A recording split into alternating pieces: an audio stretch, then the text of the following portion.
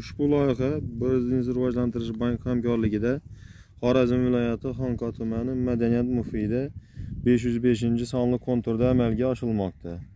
Bu yerda piyoz ekin turi ekilgan. Maydonning hajmi 7 gektar 90 sotik tashkil qiladi. Uzunligi 286 metr, bo'yiga 278 metr.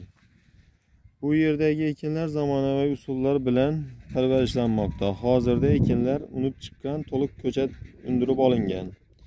Ekinlarni yetishtirish, piyoz hosilini olish 180 kun davom etadi.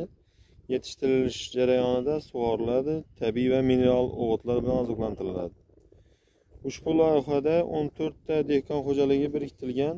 Har bir dehqon xo'jaligi uchun o'rtacha 50 sotik yer maydoni to'g'ri keladi.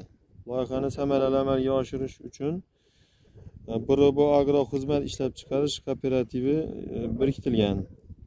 Ushbu loyiha bo'yicha har bir gektardan 250 sentnerdan jami 200 tonna hosil olish rejalashtirilgan.